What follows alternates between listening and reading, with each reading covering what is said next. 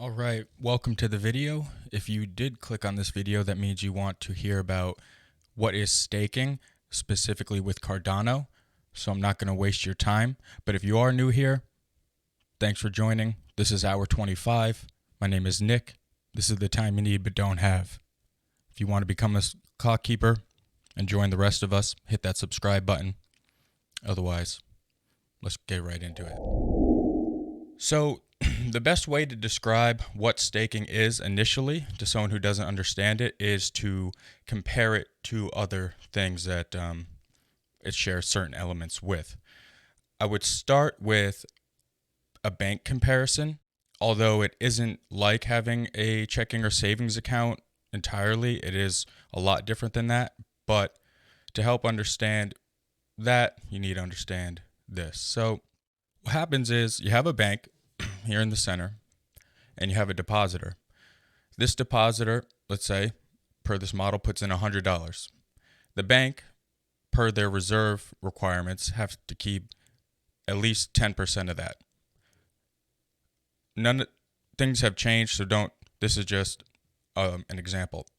There's other specifics. The reserve limits have changed, things like that. So they keep a 10% reserve limit, and they can loan out another 90 from that initial 100 they got to another borrower over here on the left. This borrower will be charged interest, as it says here, of 10% on this example. So he would have to pay back $99. Once the bank receives this, or perhaps even before, they may pay the interest. The interest will be paid at a certain rate itself, pre-decided. So potentially this has already been paid back earlier than you even get the interest, or this hasn't even been paid back and you'll still get the interest. So he pays back, and then the bank pays him of that 10%. They give you 3% for the initial 100. So that's similar to staking. You would be a depositor in the Cardano network. It's called delegators. Essentially, you're doing the same thing. You are delegating your funds into a certain pool. You can choose the pool. But unlike this model, the stake pool cannot loan your money out to someone else. There are some other cryptos I know that are into that, and we could talk about later, that you can put up your money, deposit it, and other people can loan it and use it, and you get interest back on that.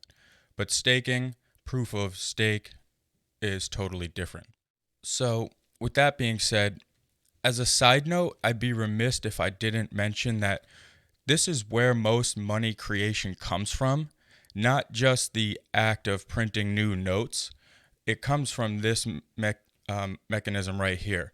From this $100 that was deposited in, the bank only has to keep 10%, so they can loan out this 90 as we discussed. But if this 90 gets deposited back in, or they get another 90 from somewhere else, or just another loan, from this same 90, that potentially they could then loan that out, keep 10 of it, loan another 80 out of that initial 100, and so on and so forth. But that's not accounting for the fact that if they only have to keep 10% of all reserves, then potentially they can be hedged by other deposits. And so this 100 could be loaned out, 10x and never be degraded by 90, 80, 70, and so forth, as we just said. So you could get $1,000 off an initial deposit of 100, and that's just one depositor. So that money creation does not occur in Cardano and the proof of stake. All new ADA come into the system through this proof of stake consensus, which is one of the most decentralized, because all new blocks only are created in the ADA ecosystem through all these stake pools. And the stake pool operators open the pools, run them, make sure they're sound, and then people stake in those pools. And it's designed in a way where no one pool can get big enough to dominate all the pools.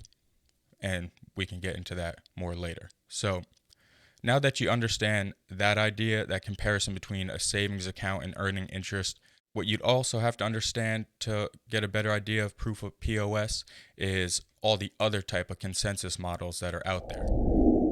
So come here, blockchain consensus algorithms, you can see proof of work here, like Bitcoin, proof of stake, delegated proof of stake, least proof of stake, proof of elapsed time, practical Byzantine, fault tolerance, some more Byzantine tolerance models, and proof of activity, and so on.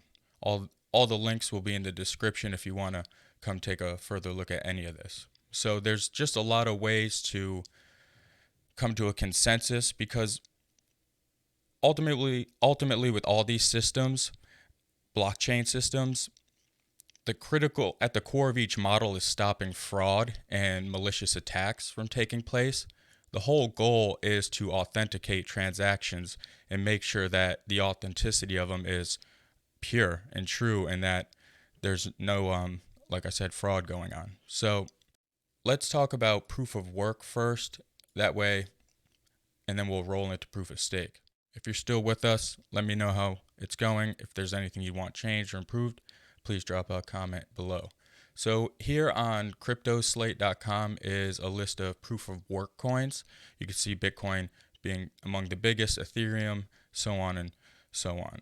The way proof of work takes place is far different from proof of stake. Proof of work requires computing power. So you would use the processing power of your computer to perform long mathematical functions in search of a certain hash output. So to reiterate that in a way, the way that users detect tampering in practice is through hashes, long strings of numbers that serve as proof of work. Put a given set of data through a hash function, Bitcoin uses SHA-256, and it will only ever generate one hash due to the avalanche effect.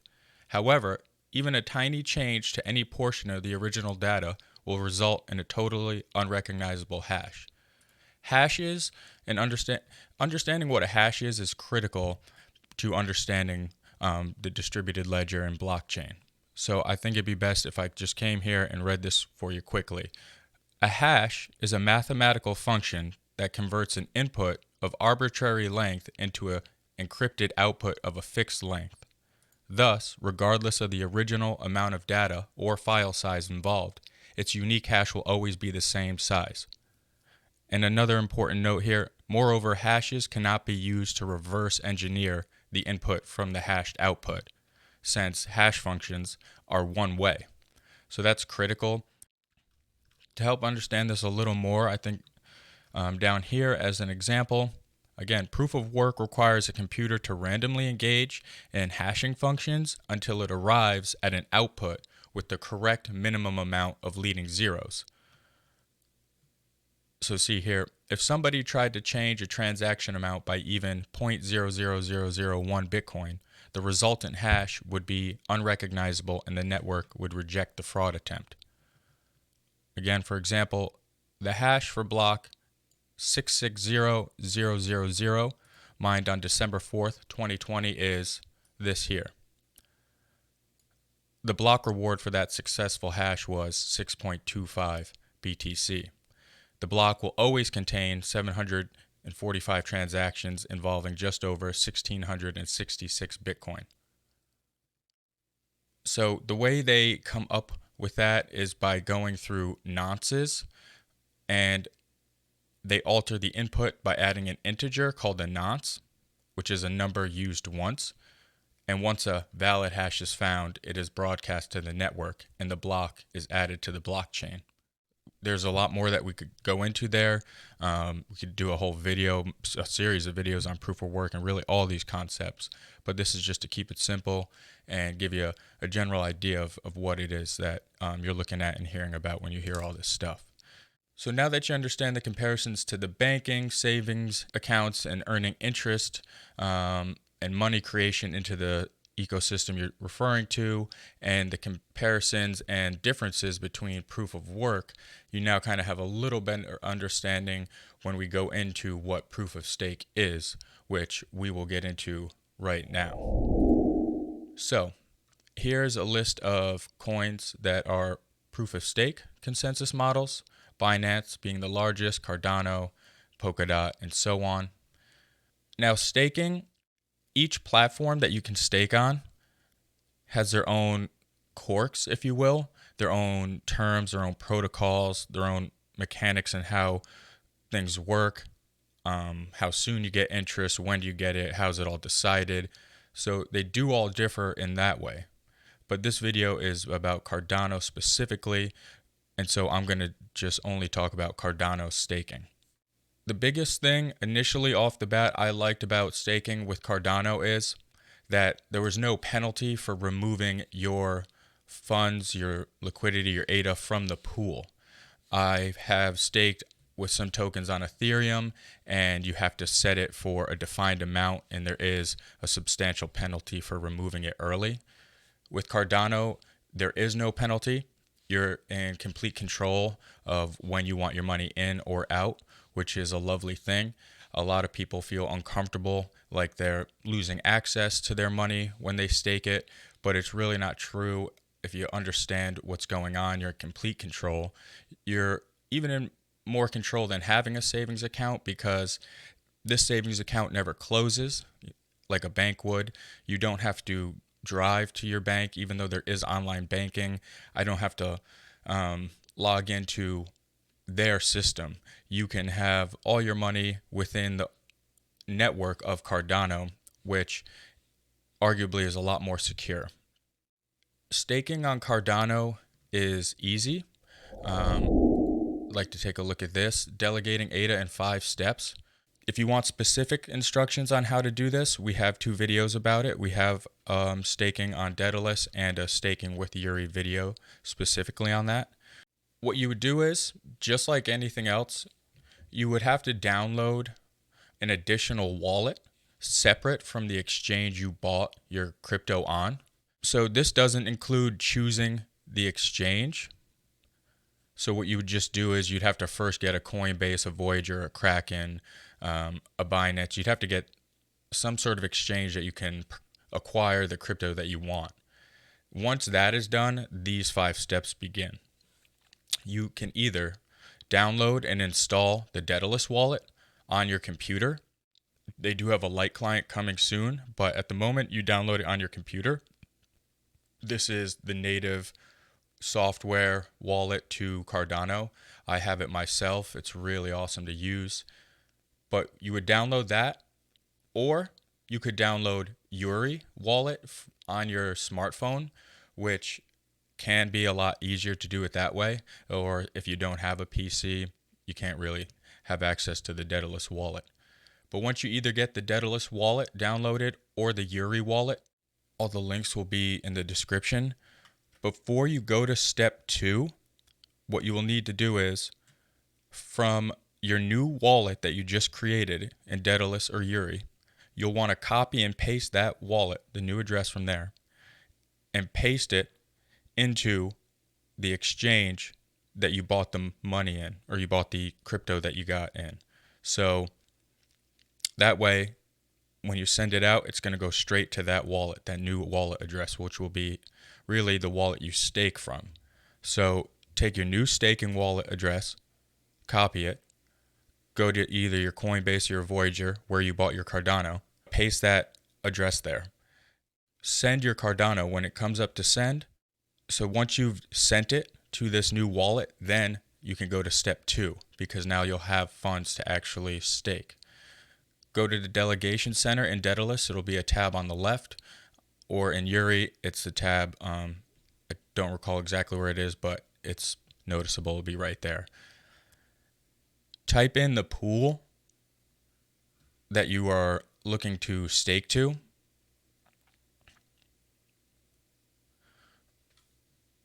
Then you're going to want to select the wallet containing the ADA that you want to be staked.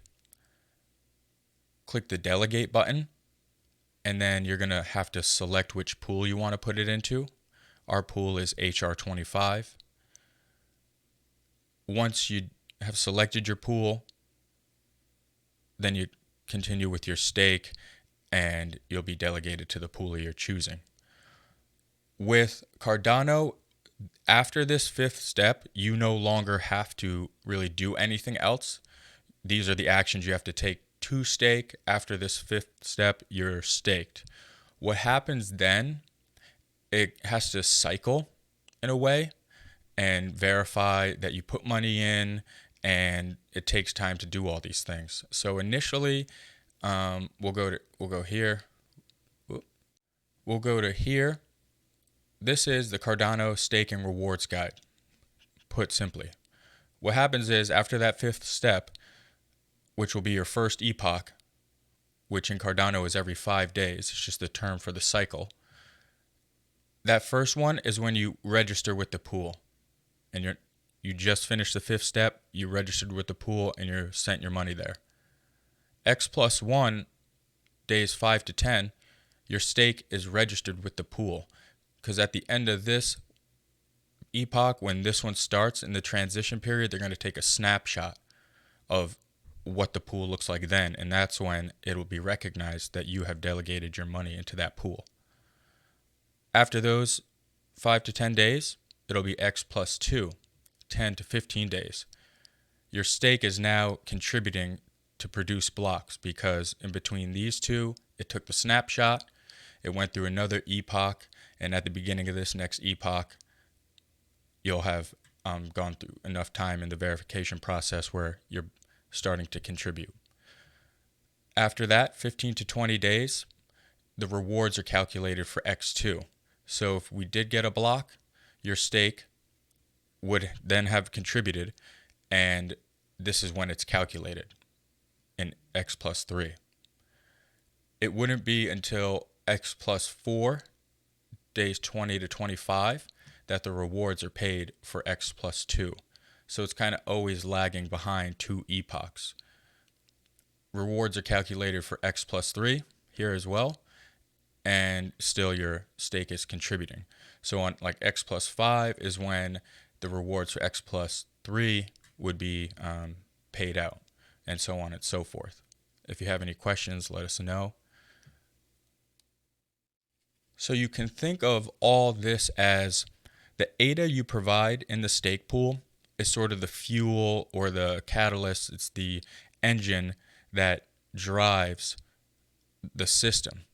Inherently, by staking it, it has a reserve of wealth, and therefore inherently just adds to the value due to supply and demand.